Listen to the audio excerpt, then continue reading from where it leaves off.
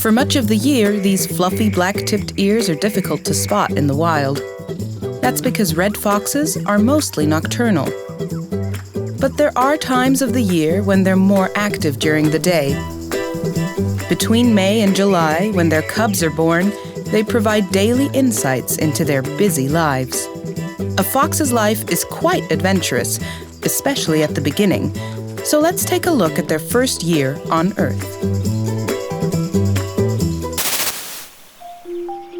Under this pine tree, there's a hidden underground nursery. For years, a fox mother has been raising her cubs in this den under the roots. And now, there's a new litter on the way. She's not alone. Mid-March is the peak time for fox births. The average litter size is 4 or 5. Fox cubs can't eat meat right away. Instead, they're suckled for their first weeks. Milk is all they get. The cubs are born deaf, and their eyes stay shut until they're 2 weeks old. They're also unable to thermoregulate themselves. Despite their fluffy baby fur, they need their mother's warmth. For the first few weeks, the vixen spends most of her time with the cubs. Fox parents normally raise their young together. This mother is on her own, but luckily she's able to profit from her eagle neighbor's hunting skills.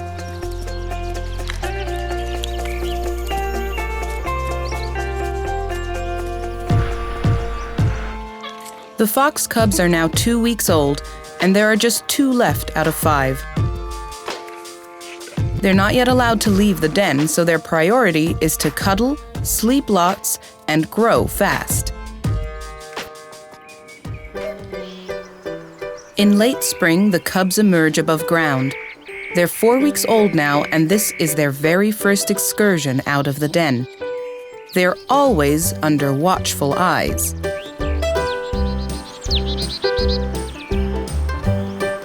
And are only allowed to stay out for a short time, but they definitely enjoy it. There's nothing they won't try out, sniff, or nibble at. When the little ones doze off after a new adventure, their mother can relax. Unless disturbed, cubs stay in their burrow until early June, though they may abandon it earlier in hot weather.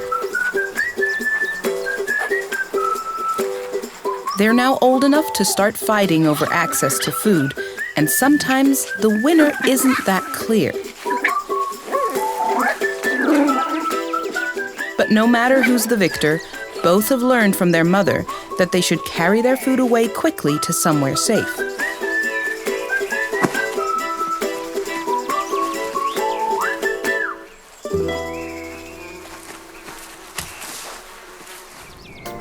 When the summer sun is high in the sky, the cubs extend their outdoor adventures a little more.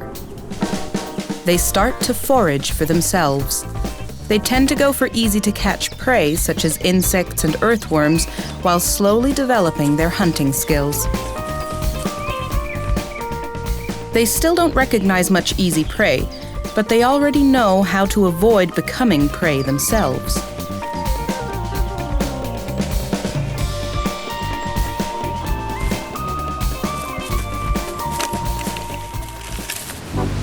In late summer, the cubs start their first high mountain expedition. It's a chance to get familiar with future prey, though right now they're far from being a threat to marmots. They even start to play with their furry neighbors. But the marmots are skeptical.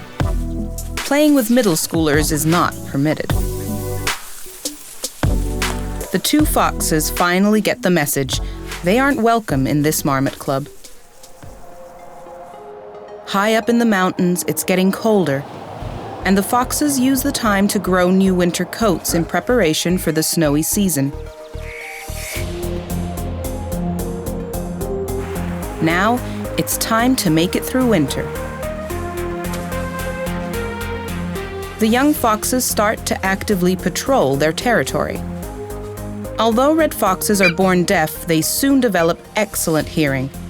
They pick up low-frequency sounds very well, which enables them as carnivores to catch animals even underground or beneath a massive load of snow. Besides foraging, the fox siblings are on the lookout for other foxes. If they find a potential partner, they'll travel together. In January, the mating season will start, and the dens beneath the pine trees will be filled with new fox cubs again. The Alps are one of the richest biodiversity hotspots in Europe, and beside foxes, there are many more amazing species that call them home. Check out our Winter in the Alps video and follow them through winter.